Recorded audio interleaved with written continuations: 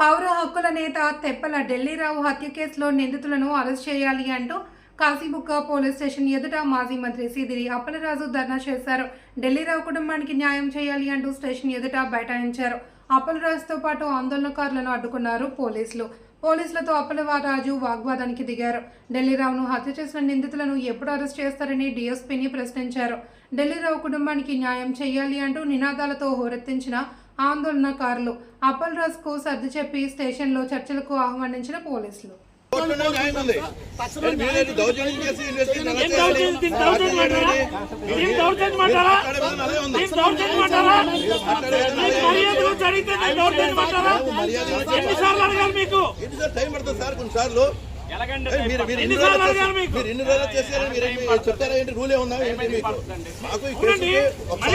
ఆవేదన ఉంటుంది కాబట్టి రకరకాలుగా నిరసన చేస్తాం. మేము అలాగే ఊరుకుంటారా? మీరు నచ్చినట్టుగా ఇలా చేయకూడదు. పోలీస్ స్టేషన్ లోకి వచ్చి అడ్డగా కూర్చుంటే ఆఫీస్కి వెళ్ళి కేసు పెట్టిన వ్యక్తి అయినా ఈ రోజు కేసు పెట్టడం లేదు, జైల్లో పెట్టడం ప్రాబ్లం లేదు. తేల్చి తీరాలి. ఎంత టైం పడుతుంది? టైం పడుతుంది. ఎంత టైం పడుతుంది? దానికి మేము చెప్తాం. మరి టైం చెప్పండి, మాట చెప్పండి. 4 నెలలు పెట్టచ్చు, 6 నెలలు పెట్టచ్చు, సంవత్సరం పెట్టచ్చు. పోలీసుల వ్యవస్థ ఎలా ఉంది? పోలీసుల వ్యవస్థ 4 నెలలు పట్టొచ్చట, 6 నెలలు పట్టొచ్చట. అలాగే మాట్లాడతారా మీరు? అలాగే మాట్లాడతారా మీరు? ఇది కేసు బట్టి ఉంటది. అది అంతేగాని ఏంటంటే ఒక కేసు 10 రోజుల్లో చేస్తాము, ఒక కేసు 4 రోజులు అవుతుంది, ఒక కేసు కొన్ని రోజులు పడుతుంది. అంతేగాని ఇది ఇలా చేస్తామని కాదు. ఇంట్రెస్ట్ ఉంటే ఒక్క రోజులో చేస్తారండి. మీకు ఒత్తిళ్లు ఉంటే అసలు చేయరండి. రాజకీయం చాలా క్లియర్ గా తెలుస్తుంది. మీకు ఒత్తిళ్లు ఉన్నాయి కాబట్టి మీరు చేయడం లేదు. ఎవరు మీకు ఒత్తిడి చేస్తున్నారని చెప్పండి. మీరు ఏ ప్రభుత్వం ఎవరైనా చేస్తారో జనాలకు తెలుసు. మేమైతే నిక్కచ్చిగా న్యాయంగానే వెళ్తున్నాం. మీరు చేశారు. ప్రభుత్వాల గురించి మాట్లాడదు. మీరు విజయనగరం జిల్లాలో డిఎస్పీగా చేశారు. రాజకీయం చేయకండి. ఇక్కడ మీరు రాజకీయం చేయకండి. లేదు 2 సార్లు రిప్రజెంటేషన్, 3వ సారి దానం చేయడం, 2 సార్లు 3వ సారి లేదు 30 సార్లు రిప్రజెంటేషన్, 31వ సారి దానం చేయడం, 30 సార్లు 31వ సారి.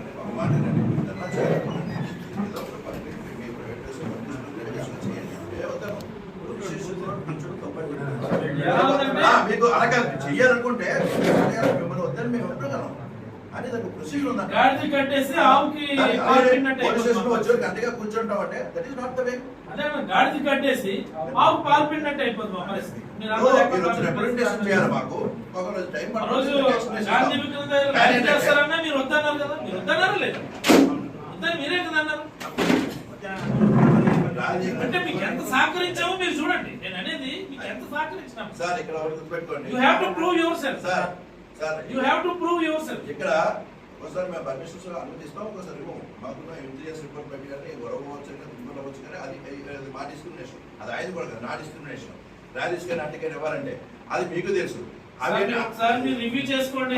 మీరు ఏమనంత రివ్యూ చేసుకోండి. మీరు నేను ఎలా పని చేస్తాను మీకు తెలుసు. చేస్తాం. ఓకేనా? రివ్యూ చేసుకోండి. అయ్యా ఇక్కడ పెట్టుకోండి. సార్ 15 రోజుల తర్వాత మళ్ళీ వస్తాం మీ దగ్గరికి. లేకపోతే 15 రోజుల తర్వాత మళ్ళీ మీ అందరం మీ దగ్గరికి వస్తాం. మీరు రివ్యూ చేసుకోండి. నా విషయాన్ని మీరు నన్ను అడగండి. అమ్మ చేయలేకపోతే చెప్తాం, తప్పనిసరి చెప్తాం.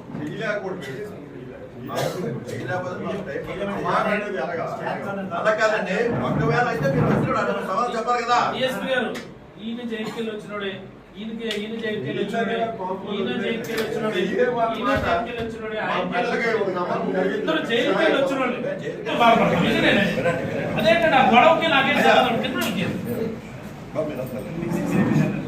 డిఎస్పీ గారికి రిప్రజెంటేషన్ ఇవ్వడం జరిగింది. తెప్పల ఢిల్లీరావు అనేటువంటి ఒక వ్యక్తి, దానికి సంబంధించినటువంటి వ్యక్తి 2-2.5 నెలల క్రితం అనుమానాస్పదంగా మృతి చెందింది. అందరికీ తెలిసింది. అన్ని పేపర్లో కూడా వచ్చింది, ఎలక్ట్రానిక్ మీడియాలో కూడా వచ్చింది. దీనిపైన ఉద్యానంలో పెద్ద చర్చ జరిగింది. మరి ఆ రోజు పోస్ట్ మార్టం చేసిన సందర్భంగా కూడా పెద్ద ఎత్తున నిరసనలు కూడా చేశారు. ఆ రోజే పోలీసులు చెప్పారు, ఈ అనుమానాస్పద మృతికి సంబంధించి విచారణ చేసి మీకు వివరాలు వెల్లడిస్తాము, సహకరించండి. వాళ్ళ మిస్సెస్ కమలమ్మ ఆ రోజు నుంచి ఇప్పటి వరకు కూడా ఏడుస్తూనే ఉంటారు. ఆవిడ ఎక్కని గడపలేదు, దిగని గడపలేదు. మా ఆయన ఎందుకు చనిపోయాడో చెప్పండి అనుకోవచ్చు. ఆ తర్వాత కూడా ఒక 3 సార్లు 4 సార్లు మన డిఎస్పి గారికి వందల సంఖ్యలో, 10ల సంఖ్యలో కాదు, వందల సంఖ్యలో ఉద్దానం వాసులంతా వచ్చి రిప్రజెంటేషన్ ఇవ్వటం జరిగింది. డిఎస్పి గారు 2 రోజులు టైం ఇవ్వండి, క్లియర్ చేస్తాం, లేకపోతే వారం రోజులు టైం ఇవ్వండి, మీకు వివరాలు వెల్లడిస్తామని చెప్పి పోస్ట్పోన్ చేస్తూనే ఉన్నారు. మరి ఈ సందర్భంగా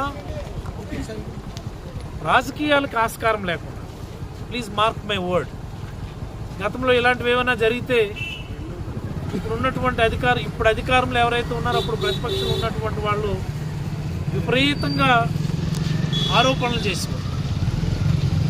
ఏ స్థాయిలో ఆరోపణలు చేసేవారంటే ఎక్కడ ఏం జరిగినా సరే మా ప్రోత్బలంతో జరిగిందని కూడా కాదు, మేమే చేసామన్నట్టుగా ఆరోపణలు చేస్తాం. మేము అలాంటి దానికి మేము ఆస్కారం ఇవ్వడం, రాజకీయాలు చేయకూడదని చాలా మౌనంగా పోలీసులతో సమయానికి సంప్రదిస్తూ, అలాగే ఫ్యామిలీని సంప్రదిస్తూ, దాని పెద్దలు ప్రజా సంఘాలతో కూడా మాట్లాడుతూ వెయిట్ చేయటం. ఎప్పటికీ కూడా వాస్తవాలు వెల్లడించిన